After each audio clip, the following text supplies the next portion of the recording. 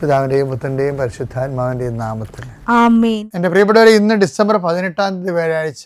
അമ്മേ പരിശുദ്ധ അമ്മേ, അമ്മേ പരിശുദ്ധ ദൈവമാതാവേ, കൃപാസനത്തിലൂടെ ഞങ്ങൾക്കും ഞങ്ങളുടെ ദേശത്തിനും അമ്മ മധ്യസ്ഥം തേടി തന്ന എല്ലാ അനുഗ്രഹങ്ങൾക്കും കൃപകൾക്കും ഞങ്ങളിപ്പോൾ ഹൃദയം നിറഞ്ഞ നന്ദി പറയുന്നു.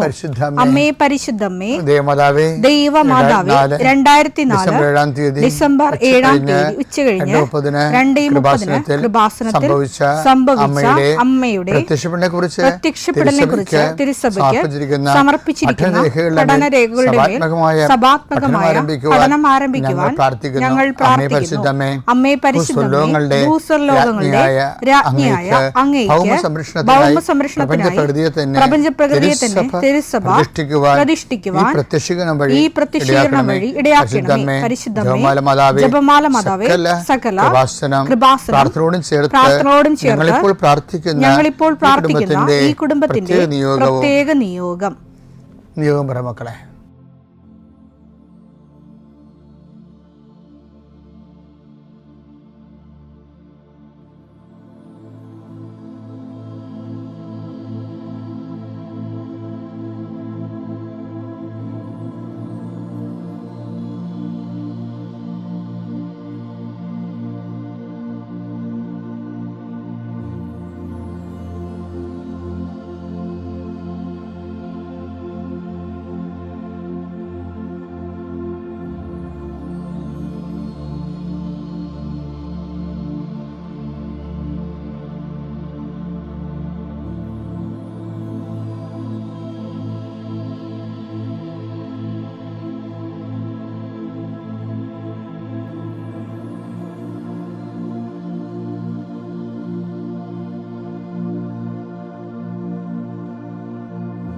അമ്മയുടെ പ്രത്യക്ഷീകരണത്തിന്റെ ഈ അനുഗ്രഹവേളയിൽ ഞങ്ങൾക്ക് സാധിച്ചു തരുവാൻ കനിയണമേ. ആമേൻ. വിശ്വാസ പ്രമാണം. സർവശക്തനായ പിതാവും ആകാശത്തിന്റെയും ഭൂമിയുടെയും സൃഷ്ടാവുമായ ദൈവത്തിൽ ഞാൻ വിശ്വസിക്കുന്നു. അവിടുത്തെ ഏകപുത്രനും ഞങ്ങളുടെ കർത്താവുമായ ഈശോ മിശിഹായിലും ഞാൻ വിശ്വസിക്കുന്നു. ഈ പുത്രൻ പരിശുദ്ധാത്മാവിനാൽ ഗർഭസ്ഥനായി കന്യകാമറിയത്തിൽ നിന്ന് പിറന്ന് പൊന്തിയോസ് പീലാത്തോസിന്റെ കാലത്ത് പീഡകൾ സഹിച്ച് കുരിശിൽ തറയ്ക്കപ്പെട്ട് മരിച്ച് അടക്കപ്പെട്ട് പാതാളങ്ങളിൽ ഇറങ്ങി മരിച്ചവരുടെ ഇടയിൽ നിന്ന് 3-ാം നാൾ ഉയർത്ത് സ്വർഗത്തിലേക്ക് എഴുന്നള്ളി സർവശക്തിയുള്ള പിതാവായ ദൈവത്തിന്റെ വലതുഭാഗത്തിരിക്കുന്നു. അവിടെ നിന്ന് ജീവിക്കുന്നവരെയും മരിച്ചവരെയും വിധിക്കുവാൻ വരുമെന്നും ഞാൻ വിശ്വസിക്കുന്നു. പരിശുദ്ധാത്മാവിലും ഞാൻ വിശ്വസിക്കുന്നു. വിശുദ്ധ കത്തോലിക്കാ സഭയിലും പുണ്യവാന്മാരുടെ ഐക്യത്തിലും പാപങ്ങളുടെ മോചനത്തിലും ശരീരത്തിന്റെ ഉയർപ്പിലും നിത്യമായ ജീവിതത്തിലും ഞാൻ വിശ്വസിക്കുന്നു. ആമേൻ. സുഖസ്ഥനായ ഞങ്ങളുടെ പിതാവേ, അങ്ങയുടെ നാമം പൂജിതമാകണമേ. അങ്ങയുടെ രാജ്യം വരണമേ. അങ്ങയുടെ തിരുമനസ് സ്വർഗത്തിലെ പോലെ ഭൂമിയിലും ആകണമേ. അന്നു വേണ്ടുന്ന ആഹാരം ഇന്ന് ഞങ്ങൾക്ക് തരണമേ. ഞങ്ങളോട് തെറ്റ് ചെയ്യുന്നവരോട് ഞങ്ങൾ ക്ഷമിക്കുന്നത് പോലെ ഞങ്ങളുടെ തെറ്റുകൾ ഞങ്ങളോടും ക്ഷമിക്കണമേ. ഞങ്ങളെ പ്രലോഭനത്തിൽ ഉൾപ്പെടുത്തരുതേ, തിന്മയിൽ ഞങ്ങൾ രക്ഷിക്കണമേ. ആമേൻ. നന്മ നിറഞ്ഞ മറിയമേ, സ്വസ്തി. കർത്താവ് അങ്ങയുടെ കൂടെ സ്ത്രീകളിൽ അങ്ങ് അനുഗ്രഹിക്കപ്പെട്ടവളാകുന്നു. അങ്ങയുടെ ഉദരത്തിൻ ഫലമായി ഈശോ അനുഗ്രഹിക്കപ്പെട്ടവനാകുന്നു. പരിശുദ്ധ മറിയമേ, തമ്പുരാന്റെ അമ്മേ, പാപികളായ ഞങ്ങൾക്ക് വേണ്ടി ഇപ്പോഴും ഞങ്ങളുടെ മരണസമയത്തും തമ്പുരാനോട് അപേക്ഷിക്കണമേ. ആമേൻ. കർത്താവേ, ഈ പ്രഭാതത്തിൽ അങ്ങയുടെ നാമം വിളിച്ച് അപേക്ഷിക്കുന്നു. അങ്ങയുടെ നാമം വിളിച്ച് അപേക്ഷിക്കുന്ന ഒരു മകൻ പോലും ഒരു മകൾ പോലും കർത്താവ് ലജ്ജിക്കാൻ ഇടയാക്കില്ല എന്ന് പ്രാർത്ഥിക്കുന്നു. കർത്താവേ, നിന്റെ തിരിച്ചോര് ഓർത്തുകൊണ്ട് പ്രാർത്ഥിക്കുന്നു. നിന്റെ തിരുവിലാല മുറിവിനെ ഞങ്ങൾ ഈ പ്രഭാതത്തിൽ കുമ്പിട്ട് ആരാധിച്ചുകൊണ്ട് പ്രാർത്ഥിക്കുന്നു. കർത്താവേ, ഞങ്ങൾക്ക് വേണ്ടി ക്രൂശിക്കപ്പെട്ടവനെ, ഞങ്ങൾക്ക് വേണ്ടി തിരുവിലാൽ മുറിവേറ്റവനെ, കർത്താവേ, ഞങ്ങൾക്ക് വേണ്ടി മുൾക്കിട ചൂടിയവനെ, കർത്താവേ, നിന്റെ നാമം വിളിച്ചപേക്ഷിക്കുന്ന ഈ ഭാരപ്പെട്ട മക്കള് കർത്താവേ, ഇന്ന് ഏറ്റെടുക്കേണ്ട ഉത്തരവാദിത്തങ്ങൾ, അധ്വാനിക്കുന്നതിനും ഭാരം വഹിക്കുന്നതിൻ്റെയൊക്കെ വരിക ഞങ്ങളെ ആശ്വസിപ്പിക്കാൻ നടത്തിയ കർത്താവേ, നിൻ്റെ ആശ്വാസം അക്ഷരാർത്ഥത്തിൽ ഈ പ്രാർത്ഥന കൊണ്ട് ഞങ്ങളുടെ മക്കളെ അനുഭവിക്കാൻ ഇടയാക്കണം പ്രാർത്ഥിക്കുന്നു. ഏത് കാര്യത്തിന് വേണ്ടിയാണോ, ഏത് കാര്യത്തിന് വേണ്ടി അങ്ങനെ മക്കൾ ഇപ്പോഴും ഭാരപ്പെട്ടിരിക്കുന്നത്, ആ വിഷയത്തിന് കർത്താവ് ഇന്ന് രാത്രി 7 മണിക്കുള്ളിൽ ഒരു പരിഹാരം ഉണ്ടാകാൻ വേണ്ടി പ്രാർത്ഥിക്കുന്നു. ആ സാമ്പത്തിക വിഷയമാകാം, കോടതി കേസാകാം, വസ്തു വിൽപ്പനയോ വാങ്ങലോ ആകാം, അല്ലെങ്കിൽ പ്രതീക്ഷിച്ചുകൊണ്ടിരിക്കുന്ന കത്താകാം, അല്ലെങ്കിൽ ഒരു ഇമെയിലാകാം, അല്ലെങ്കിൽ ഒരു അനുവാദമാകാം. എന്താണ് ഈശോ തടഞ്ഞു നിർത്തിയിരിക്കുന്നത്? ആ തടസ്സമെല്ലാം 39 വർഷം ഞാൻ അർപ്പിച്ച കുർബാനയുടെ യോഗ്യതയാൽ കൃപാസനത്താറെ ജീവനോടെ പ്രത്യക്ഷപ്പെട്ട പരിശുദ്ധയുടെ മാധ്യസ്ഥത്തിൽ ഈശോ നാമത്തിൽ മാറിപ്പോകട്ടെ എന്ന് കൽപ്പിക്കുന്നു. രോഗികൾ, പീഡിതര്, മനപ്രയാസമുള്ളവർ, കുടുംബം തകർന്നുകൊണ്ടിരിക്കുന്നവർ, മക്കളെ ഓർത്ത് വേദി കൊള്ളുന്നവർ, വീടില്ലാത്തവർ, വഴിയില്ലാത്തവർ, കർത്താവ് അവർക്കെല്ലാം കർത്താവേ നിന്റെ സാന്ത്വനം നൽകിയ പുതിയ വഴി അവരെ കൊണ്ട് തന്നെ കണ്ടുപിടിക്കുന്നതിന് വേണ്ടി കർത്താവ് നീ അവരെ സഹായിക്കണം പ്രാർത്ഥിക്കുന്നു. സമീപസ്ഥരും വിദൂരസ്ഥരുമായ മക്കളെ, പല മക്കളുടെ ചില ഫോൺ വിളികൾക്ക് ശേഷം, ചില കാര്യങ്ങൾ അറിഞ്ഞതിന് ശേഷം അതുകൊണ്ട് വേദനിക്കുന്ന മാതാപിതാക്കന്മാരുടെ ദുഃഖങ്ങളെ കർത്താവിൻ്റെ ദൃശ്യത്തിലേക്ക് ഏൽപ്പിച്ച് പ്രാർത്ഥിക്കുന്നു. ദൈവമേ, മക്കളില്ലാത്തവരെ, ഗർഭശിശുക്കൾക്ക് വൈകല്യം ഉണ്ടെന്ന് സ്കാനിങ് റിപ്പോർട്ട് വന്നവർ, അവിടെ വയറിൽ കർത്താവ് നീ ഇപ്പം നിൻ്റെ തിരുമുറുവാർന്ന വലതുകരം വെക്കണമെന്ന് പ്രാർത്ഥിക്കുന്നു. മക്കളില്ലാത്ത ഉദരങ്ങളിൽ കർത്താവ് നിന്റെ കൈകൾ വെച്ചുകൊണ്ട് കർത്താവ് അവർക്ക് കുഞ്ഞുങ്ങളെ നൽകി അനുഗ്രഹിക്കണം പ്രാർത്ഥിക്കുന്നു. പീഡിതരെ, സാമ്പത്തിക ബാധ്യത വിഷമിക്കുന്നവരെ, കേസ് അകപ്പെട്ടിരിക്കുന്നവരെ, ഭീഷണിക്ക് വന്നിരിക്കുന്നവരെ, ഓരോരുത്തരും ഡേറ്റ് പറഞ്ഞതിന് ശേഷം കർത്താവ് അത് പാലിക്കാൻ പറ്റാത്ത രീതിയിൽ വലിയ വിക്ഷോഭങ്ങളിലേക്കും പോകുന്നവർ, അതിൻ്റെ മാനസിക സമ്മർദ്ദം അനുഭവിക്കുന്നവർ, കർത്താവിൻ്റെ കരുണ അവിടെ സ്ഥാപിക്കുകയും അതിനെല്ലാം അതിജീവിക്കാനുള്ള പുതിയ മാർഗങ്ങളെ കർത്താവ് കണ്ടുപിടിക്കുകയും കർത്താവ് ധൈര്യമായിരിക്കുക ഞാൻ നിന്നോട് കൊണ്ടുവന്ന് അളിച്ച കർത്താവിൻ്റെ സാന്നിധ്യം അനുഭവിക്കാൻ ഇടയാകാൻ കൃപാസനത്താറെ ജീവനോടെ പ്രത്യക്ഷപ്പെട്ട പരിശുദ്ധ അമ്മയുടെ കരങ്ങളിലേക്ക് നിന്റെ കുടുംബത്തെ ഞാൻ ഏൽപ്പിച്ചുകൊണ്ട് പിതാവിൻ്റെയും പുത്രൻ്റെയും പരിശുദ്ധ നാമത്തെ നിന്നെ ആശീർവദിക്കും. എൻ്റെ പ്രിയപ്പെട്ടവരെ, കർത്താവിൻ്റെ തിരുസന്നിധി നമ്മൾ ചെയ്ത പരിശുദ്ധ മരിയൻ ഉടമ്പടി, അതിൻ്റെ നിർവഹണ പ്രക്രിയയിൽ നമ്മൾ ഉപയോഗിക്കുന്ന സമീപനം എന്താണെന്നുള്ളത് വളരെ ശ്രദ്ധാർഹമായ ഒരു വിഷയമാണ്. സമീപനം എന്ന് പറഞ്ഞാൽ നമുക്ക് 2 ഹെഡ് ടു ടെയിൽ എന്നും പറഞ്ഞ് ഒരു സമീപനം എടുക്കാം. അതായത് തലത്തൊട്ട് വാലുവരെ, ഹെഡ് ടു ടെയിൽ. രണ്ടാമത്തത് ടെയിൽ ടു ഹെഡ് എന്ന് പറഞ്ഞ് വേറൊരു സമീപനം എടുക്കാം.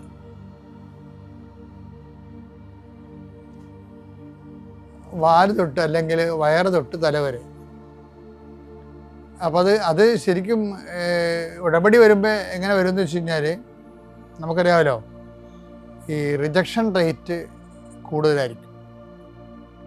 ഈ ബെല്ലി ടു ഹെഡിലേക്ക് വന്നാൽ റിജക്ഷൻ റേറ്റ് കൂടുതലായിരിക്കും. അതിനകത്ത് നമ്മൾ ഹെഡ് ടു ടെയിൽ എന്ന് പറയുമ്പോൾ വാ തൊട്ട് വാല് വരെ വരുമ്പോൾ അത് നമുക്കറിയാം ഭക്ഷണം സഞ്ചരിക്കണ വഴിയാണ്.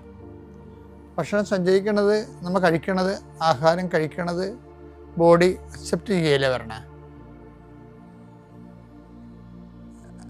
അത് തലേന്ന് താഴേക്കാണ് പോരണത്, അക്സെപ്റ്റ് ചെയ്യുന്നത്.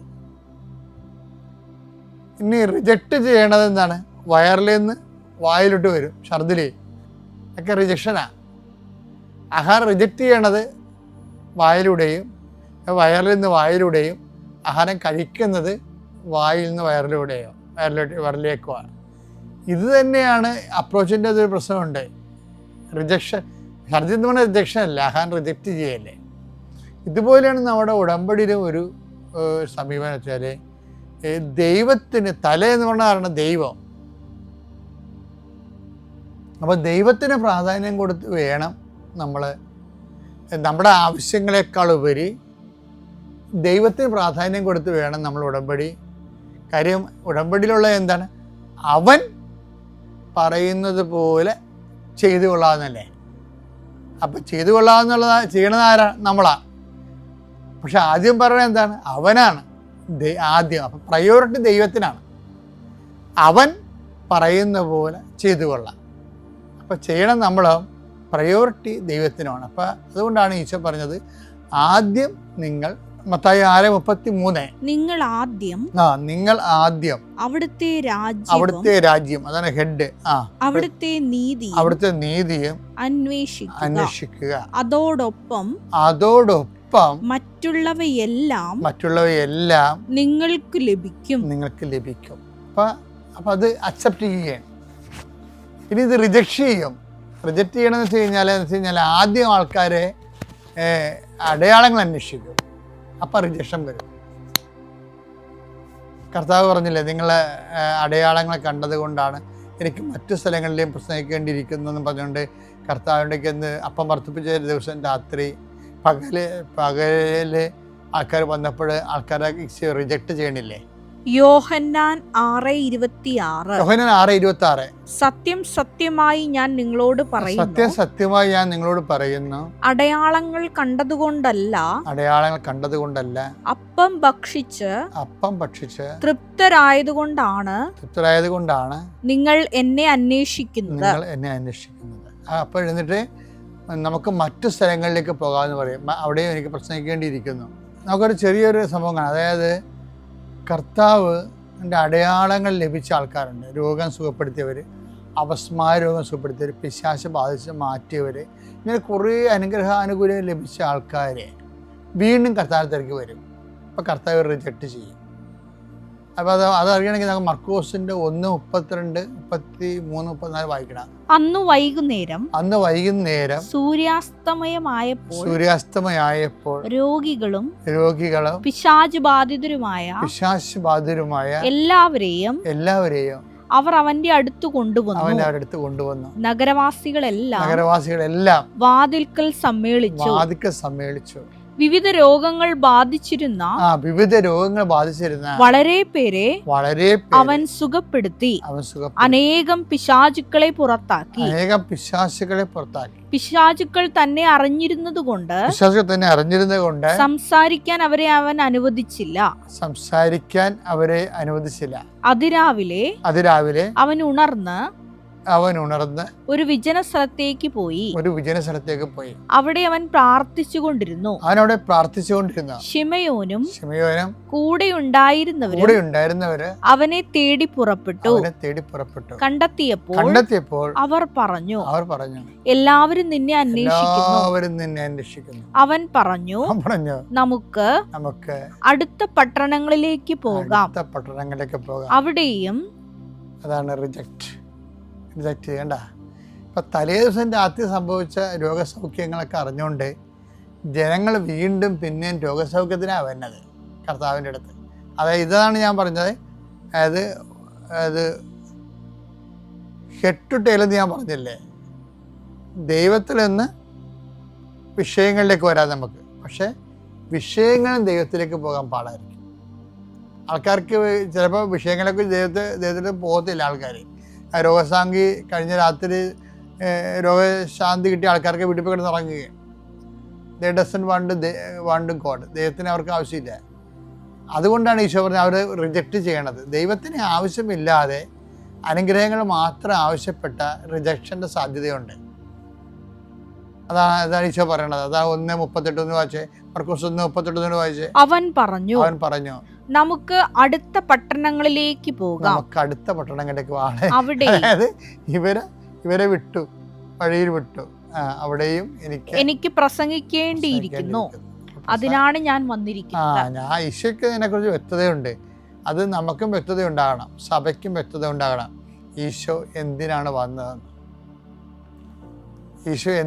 വന്നതെന്ന്. രക്ഷയുടെ സുവിശേഷമാണ് വന്നത്. ഈശോ എന്തിനാണ് വന്നതെന്ന് കുറച്ച് കഴിയുമ്പോൾ നമ്മൾ മറന്നുപോകും. സഭയും മറന്നു പോകുന്ന സമയത്ത് എന്തിനാണ് വന്നത്. അതിന് പകരം പിന്നെ നമ്മൾ വേറെ ഒത്തിരി കാര്യങ്ങളൊക്കെ ചെയ്ത് നടക്കും. ഈശോ അതിനാണ് ഈശോയ്ക്ക് കോൺഷ്യസ് ഉണ്ട്, അതിനാണ് ഞാൻ വന്നിരിക്കണതെന്ന്. രക്ഷയുടെ സുവിശേഷം കൈമാറാൻ, ആത്മരക്ഷയുടെ സുവിശേഷം. അപ്പോൾ അതിനാണ് ഞാൻ വന്നിരിക്കണമെന്ന് നമുക്ക് ബോധമുണ്ടെങ്കിൽ നമ്മുടെ മൂവ്മെൻറ്റ് ഹെഡ് ടു ടെയിലായിരിക്കും. അതാണ് സുവിശേഷ പ്രവർത്തകരുടെ വിജയം എന്ന് പറയുന്നത്. അവരെ എല്ലാ കാര്യങ്ങളും ദൈവത്തിന് 1ാം സ്ഥാനം കൊടുത്തിട്ടാണ് വിഷയങ്ങൾക്കെല്ലാം 2ാം സ്ഥാനം കൊടുക്കുന്നത്. ഉടമ്പടി ഒരു ഹെഡ് ടു ടെയിൽ മൂവ്മെൻ്റാണ് നമുക്ക് അഭികാമ്യമായിട്ടുള്ളത്.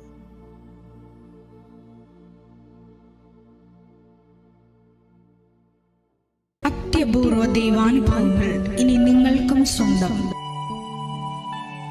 ഈ യൂട്യൂബ് ചാനൽ ഇതുവരെ സബ്സ്ക്രൈബ് ചെയ്തിട്ടില്ലെങ്കിൽ ഇപ്പോൾ തന്നെ സബ്സ്ക്രൈബ് ചെയ്യുക. ഈ വീഡിയോ ഇപ്പോൾ തന്നെ നിങ്ങളുടെ സുഹൃത്തുക്കൾക്ക് ഷെയർ ചെയ്തുകൊണ്ട് കർത്താവിൻ്റെ പ്രേക്ഷിതരാകുക.